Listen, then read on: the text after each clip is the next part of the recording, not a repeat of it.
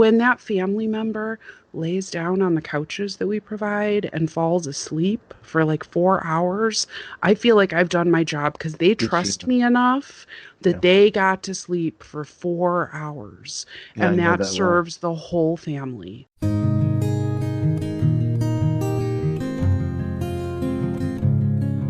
Welcome, friends, to Bereaved But Still Me, the podcast formerly known as Heart to Heart with Michael, a program for the bereaved community.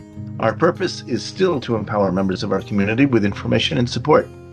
In recent years, the number of podcasts dealing with grief have grown some, and we are rebranding our podcast to make it easier for the bereaved community to find us. We will still bring you the most interesting members of our community and continue to share stories that we believe will spread comfort and healing. As always, we are still very interested in your comments and questions, so listen further in for just how to reach us. Why would someone choose to go into nursing and specifically become a palliative care nurse? What is a palliative care nurse? How has being one affected a nurse's philosophy of life? And how about her feelings about death and dying? We will discover answers to these questions and more in this enlightening program. So tonight we want to discover who is Adrianne Behning. Adrianne Behning, BSN, RN, and podcaster extraordinaire, is the creator and host of the podcast Nursing Uncensored. Adrianne has been a night shift pulmonary step-down and palliative care nurse since she became an RN in 2016. Before becoming a nurse, she was a certified nurse assistant for 11 years, and then she earned her BSN through the University of Iowa College of Nursing. She has been a nurse for the last 4 years. Adrianne is a huge podcast fan, and in 2017, she created her own podcast, Nursing Uncensored, where she interviews nurses of all kinds about their experiences and passions. She also has a blog that brings practical, actionable tips, valuable lessons, and real emotion. She also records videos to let her fans see what products she loves and to exercise her video conference skills with guests. Today's program, Bereavement from a Palliative Care Nurse's Perspective, will, I hope, be very interesting and a nice opener to our new brand. Adrianne, thank you for coming on Bereaved But Still May. Hello, I'm happy to be here. Thanks for inviting me. Let's start with you telling us about your background before you went into nursing. I actually stumbled upon healthcare by accident. I found myself kind of in my mid-20s, didn't have a job, didn't have much direction, and a friend who was doing home care for disabled adults in the community, she suggested that I come on and work with her at this company. And it was kind of a fluke. I didn't have anything else to do at the time. And so I went and I discovered that I really loved this work of working with disabled adults, and I had a really good aptitude for it. So I applied to the hospital thinking, far reach, fat chance.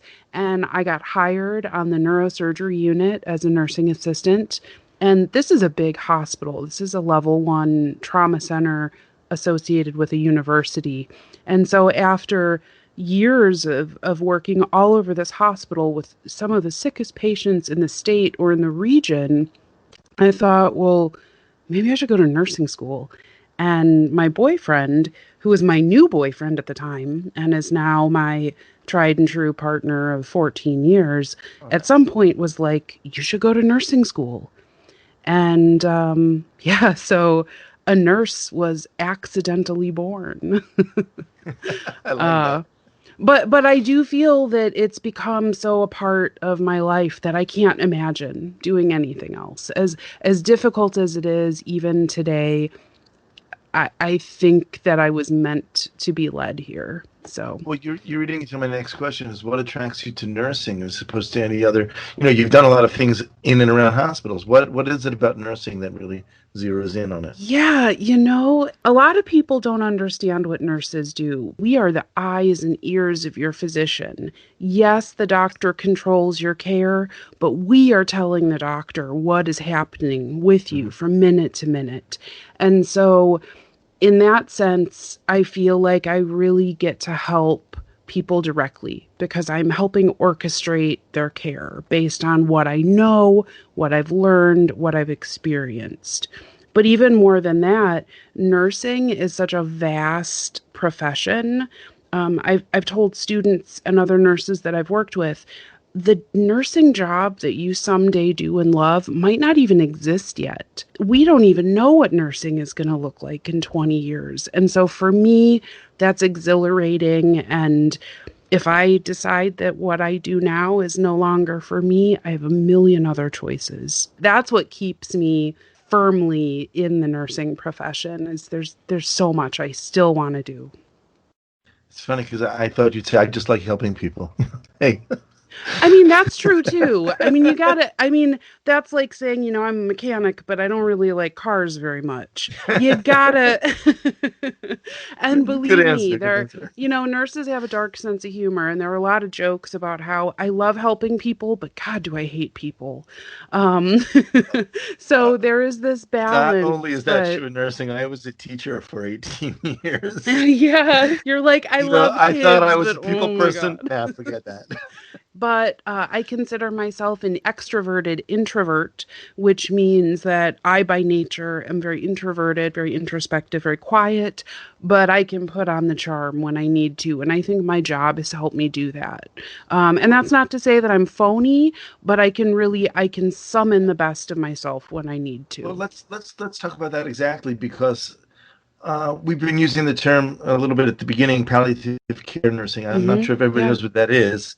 What is most that? I people imagine don't. it's very, very difficult because I do think I have an idea. Yeah, and actually it's a simple explanation for a really complex type of treatment. And palliative care most literally is symptom management. And so a lot of people confuse palliative care with hospice and hospice with palliative, but Yeah. really what palliative is, it's any kind of symptom management. So for example, there's a spectrum there because you can be full code, meaning you still want CPR, you still want life saving treatment. Maybe you're going through chemo. Maybe your mom is going through chemo, but her nausea is so bad it's messing with her ability to continue treatment. Palliative care can step in and say, let's do some interesting, creative things that we are skilled at with medications and treatments so that you can get your nausea under control and you can potentially go back home.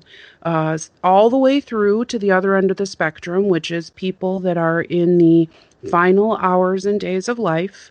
And we are literally there to provide symptom management and basically total care for Well, I think that's what patients. most people think of when you say palliative care. That's the point of contact that they think about when we're no longer trying to repair a situation, but to just make it feel better, make it Yeah. last softer. And yeah, that is what a lot of people think of. And it does include that. But not all of my palliative care patients are at the end of their lives. Some of them will go on to, for example, my patients that are, an example, actively receiving treatment for cancer.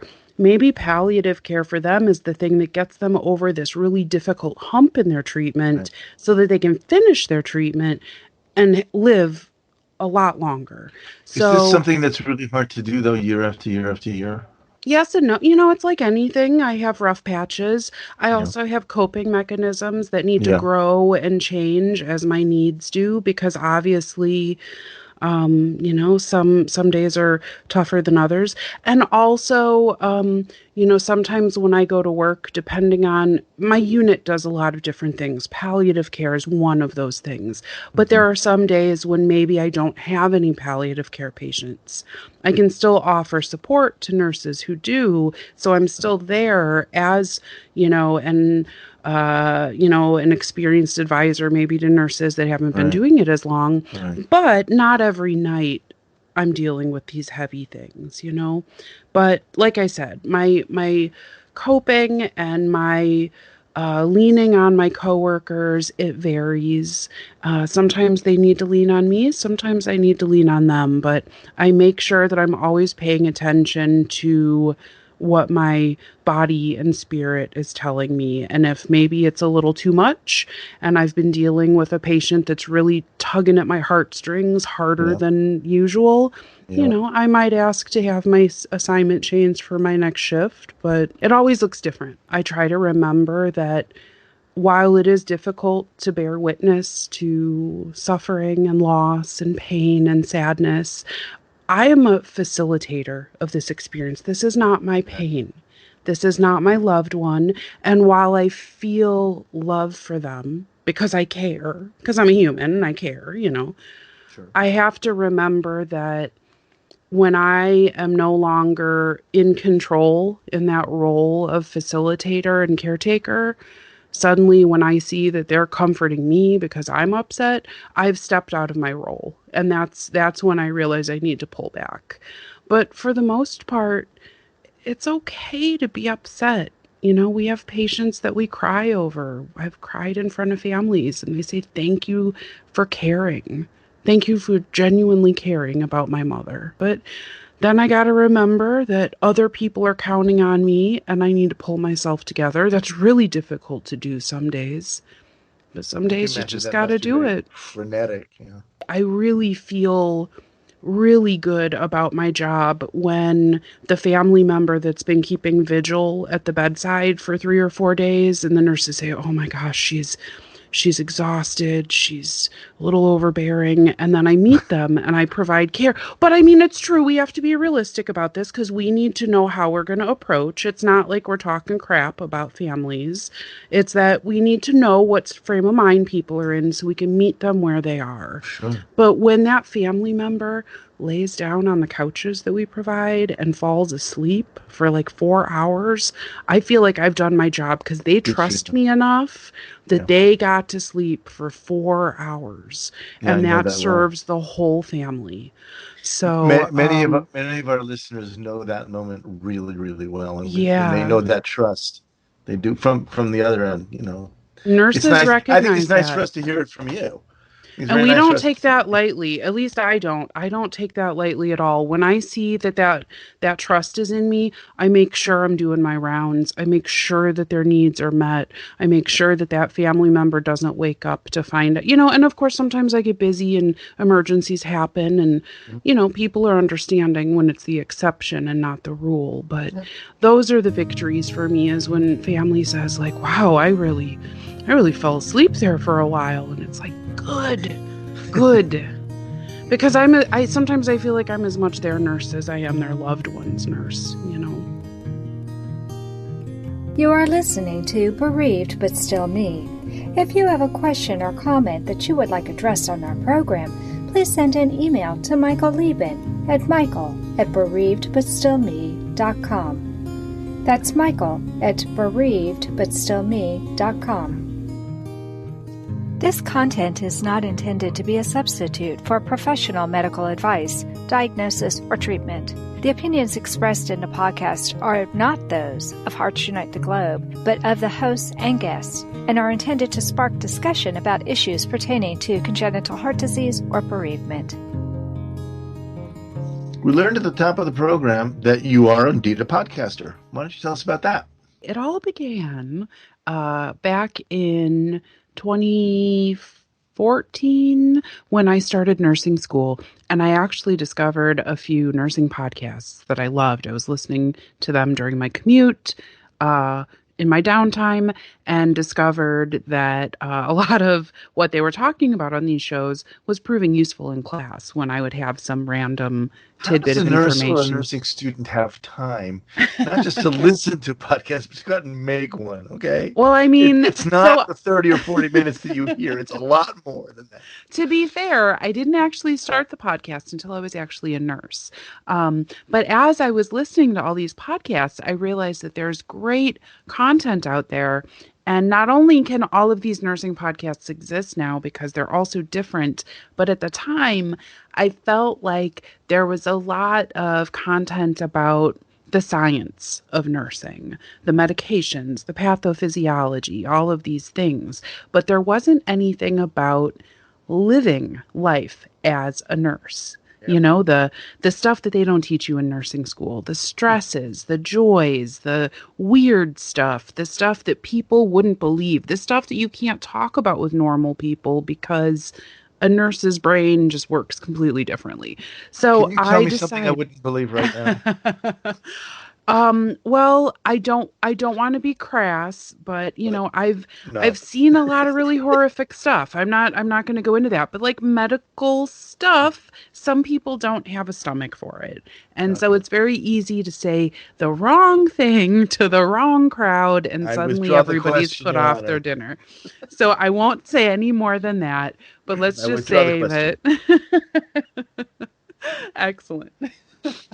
Well, the podcast for me was an outlet to talk about those things that were an issue for me, the things that were frustrating me, the things I didn't know how to deal with, the things that maybe didn't seem to have a spot, Right. an outlet for me. So, myself and a couple other friends who are also nurses started this podcast where it just started out. We were just talking about random topics that make nurses laugh or educate them or empower them. And then it kind of evolved. They went off to do their own things and they're doing very well in their lives. But I stuck with the podcast. This was kind of my baby. And so now I interview nurses, nursing assistants, social workers, massage therapists, all sorts of people to help nurses survive the day to day life living as a nurse. So that's kind of where it all began. That's kind of nice, really. I think Yeah. every profession deserves a podcast like that, where they can sit around and talk freely. I think it's part of coping is getting things out Yeah. and just, Yeah. And as an uncensored podcast, yeah, we, sometimes the language is a bit blue. Sometimes we talk about things that are kind of gross, but mostly the uncensored refers to we're going to talk about it. If you have a mm, question, if you're having an issue, a lot of times the topics that I choose or the things I write about are directly from questions people have asked me through email, Instagram, however they choose to message me. So it really is a work that is in step with my audience. your program is perfectly placed for what it is, where it is, and when it is. I mean, you just hit it right. And if anybody's listening who's a nurse, I urge you, as soon as you finish listening to this program, run over and listen to Nursing Uncensored. If you have, I you will probably already say, know about it. If you're a nurse, judging by the numbers, you probably already. There isn't a nurse anywhere outside of Antarctica who hasn't heard this podcast. But let's go on a bit. What you are a woman of many many talents. What about the blog? so the blog was originally just all sorts of random stuff. It was like my public journal entry. Basically, it became content that was either things that were very much like journal entries for me that I wanted to share with my audience. Like every year, I do my professional goal list and I revisit the one from the year before. I've only done four of those. I've only been a nurse 4 years, but That's some of kind it of is that. depressing for me, anyway. It's interesting to see how your goals change and how things that you think you want in the beginning maybe don't even matter, and that it's okay to change your goals and it's okay to say, well, I didn't hit that mark, but instead of looking at it as a failure, I'm going to look at it as, is that even something that I want anymore? Is this even a goal? So that has prompted me to kind of keep the blog going. And also, it's a lot of, products that I like or guest letters that they've sent me that I've decided to answer. Like I said, not enough to be a podcast, but there's so much content there and it spans over years. I've even taken stuff that I wrote academically and I've made it less academic because I think that information is valuable. But that's not the end of it. I mean, you do it all, right? And you have your podcast and you blog. You also do videos. I've heard rumors that you can fly, change the course of mighty rivers, bend steel with your bare hands. You're faster than the speeding bullet and more powerful than a locomotive. So tell us I about the YouTube channel. I also cook Oh, to I'm add to the enjoying this too list of things. much. So the YouTube channel is actually the neglected child in the family, Oh, and I do create content there, and I do like the content I've created there. But that is the thing that is the smallest. I only have a couple hundred followers.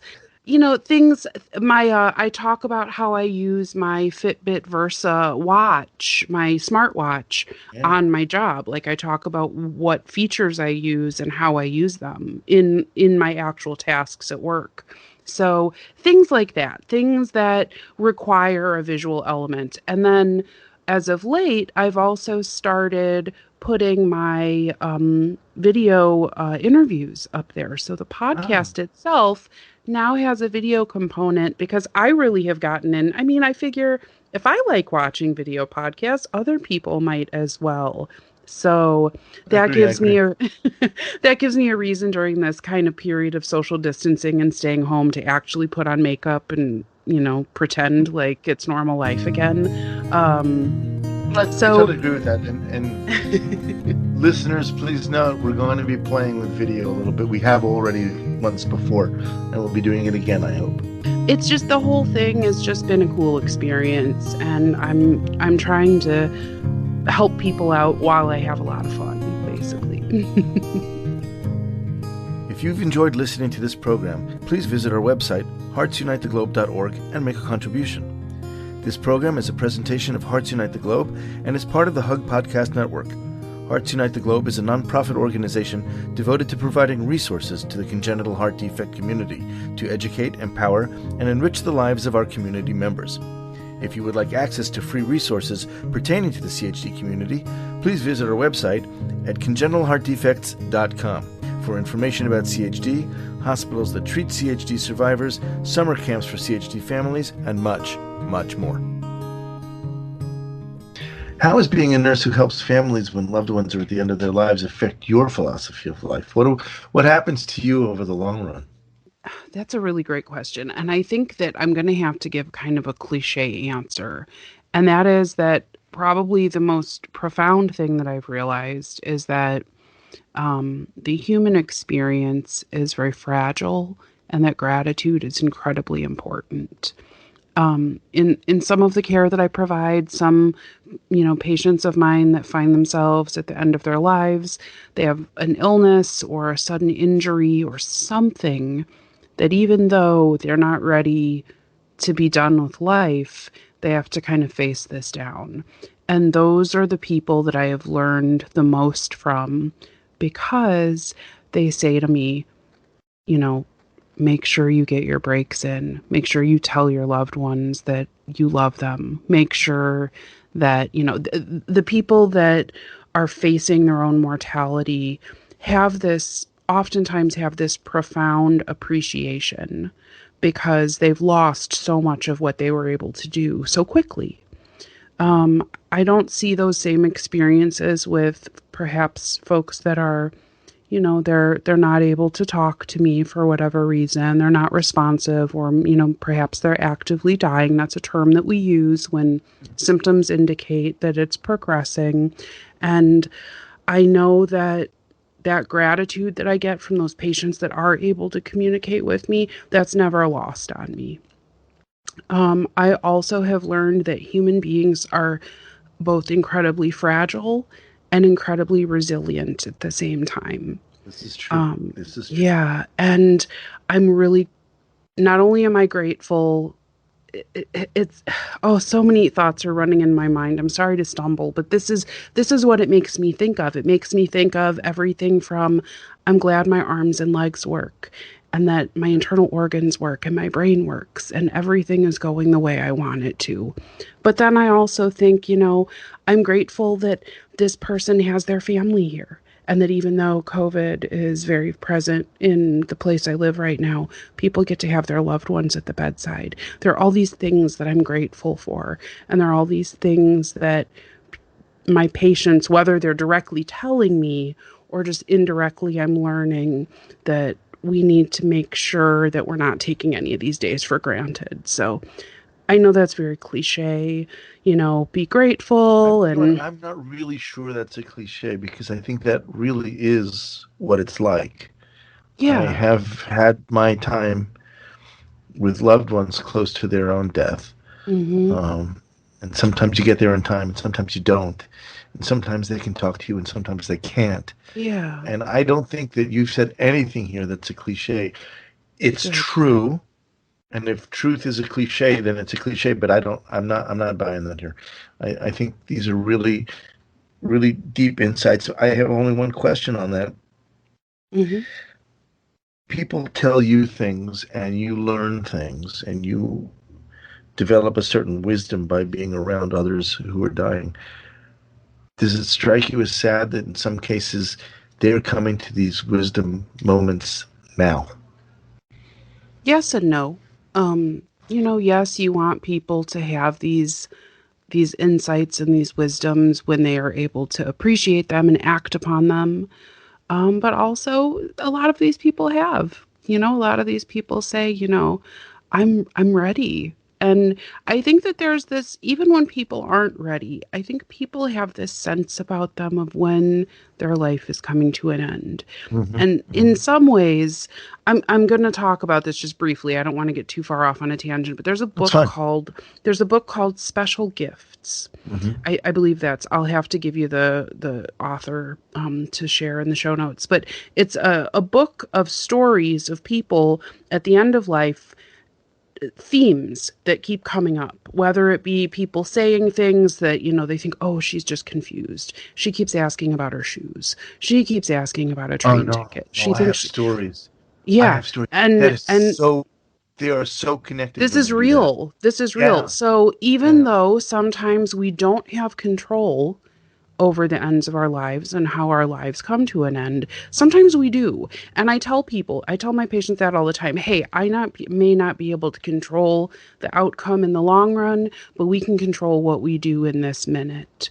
And I think that some people, whether they're conscious or not, have this sense of what they are doing and what is, what they're experiencing. And some people know when it's their time to go. And some patients, even some people that I take care of, they'll have family at the bedside days at a time. They haven't left the bedside. There's always someone keeping guard, keeping watch, making sure grandma is still breathing, making sure dad is still okay. And then the minute that last person Mm-hmm. falls asleep or that That's one when it person happens. decides, I'm just going to sneak out real quick and get some coffee, That's and then when it people happens. pass. Yeah. And so I think that what I've learned is that whether conscious or not, people have a sense about them, and that creates a brutal honesty between me and my patients. I've had patients say to me, am I dying? And I have to say to them, I believe you are. And Really? what we do with that is then, guided by what's important to them, what I know about them, what can I Mm-hmm. control. It can be very humbling and very empowering all at the same time. But the number one thing I've learned is that people, they have a sense about them, and you have to listen to that. You have to follow what they're telling you. And that they don't teach. I can learn about medications and Yeah. drains and nursing cares, but the thing is that you've got to listen to your patients. I'm curious, as someone who's not a nurse and does not play one on TV, how much of nursing school is psychology? Actual Oh, courses in psychology. yeah, all of it. No, One I of mean a the psychology course in nursing Oh, school. in psychology. I probably took psychology half of a summer session in the middle of my ADN program. But you have to remember that all of it is, when I jokingly say all of it, really, because all of it, it's intermingled. So my main Right. nursing classes are, I took fundamentals of nursing 1, took fundamentals of nursing 2, and there's so much packed into that. It would rattle the eyeballs right out of your head. I'm Um, sure.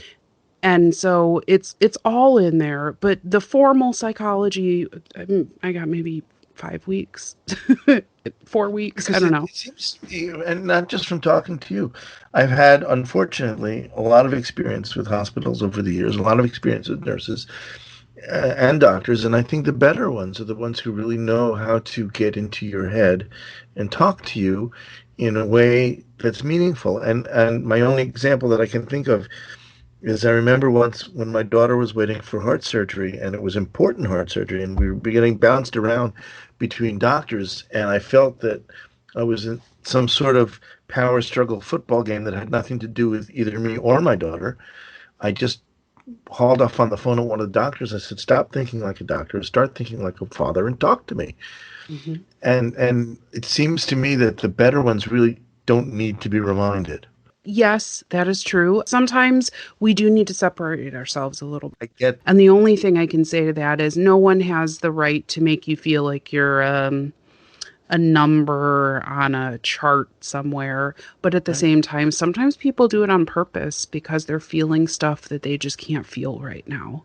They have to put that wall up. So I don't know the case of, what that physician was going through, but sometimes we do need reminders like, hey, snap out of it, Well, get away from the so the day task and after look I in. did that, Yeah. they started calling me to schedule surgery, and things started moving forward. I'm not particularly happy about that. I'm not Yeah, particularly that heroic that about I that. don't condone. If you're not good at that, you won't be a nurse for very many years. If you're not good at that, you won't be a doctor very many years. You need a sense of empathy. I don't know if you can get one if you don't have one, but if you have one, you can maybe develop it into something that's Mm. bigger and better and more useful. Overall, everyone who does palliative care has different ways of handling it, and sometimes we don't handle it as well as we'd like to. I'm in a place in my life right now where I feel like I'm handling it pretty well. My life is balanced the way I need it to be. But at the same time, I still have those days where I come home and I lose it. I have a memento from a patient sitting on a shelf beside my desk here, and I'm debating whether or not I want to keep it out because every time I look at it, I think of her and it just makes me sad. So there are things that I suffer with too. I'm not like, brushing it off completely. But I think that anytime you do work that involves emotion, you have to accept the fact that some of that you're going to carry with you and you have to figure out how to carry it so it doesn't hurt you. What advice do you have for families who are dealing with palliative care right now? Here's the advice that I want to give to families that are either already involved in palliative care or are thinking about it. My number one thing I can say is be brave because there's a lot of unknown, there are a lot of scary things, and there's a lot of chatter about what palliative care and what hospice care is. But good palliative care and good hospice care is support. It's not giving up. It's not throwing in the towel. It is making sure that those moments that are passing are going to pass with comfort and dignity and support for the family. And it can go on for much longer than just those last few days of life. And so I encourage people, be brave. This is scary to talk about. It's scary to hear providers use words like this, but it can mean the difference between someone dying in pain with medical tubes and horrible things sticking out of them, or it can mean your family with your loved one unencumbered without all of the horrible things that don't have to come with the end of life. And so I encourage people to be brave, open your hearts, open your mind, and really listen to what these care providers are offering you. Because while it's scary, it could be the thing that makes the difference between a trauma and a closure that's filled with love and as much peace as we can pack into it. So that's the most important thing I'd like people to come away from this knowing is that there's so much we can do. We just need you to hear us. That's beautiful. That really is. Thank you so much for being on our program, Bereaved But Still Me. Thank you for inviting me. I've loved talking to you. Thank you so much to your listeners for listening as well. I want to thank you for sharing your experiences and your stories. And I want to remind our listeners that Bereaved But Still Me will be back at the beginning of next month. Please join us for a brand new podcast, and I'll talk with you soon. But until then, please remember, moving forward is not moving away. Thank you. Thank you for joining us. We hope you have felt supported in your grief journey. Bereaved But Still Me is a monthly podcast, and a new episode is released on the first Thursday of each month. You can hear our podcast anywhere you normally listen to podcasts at any time. Join us again next month for a brand new episode of Bereaved But Still Me.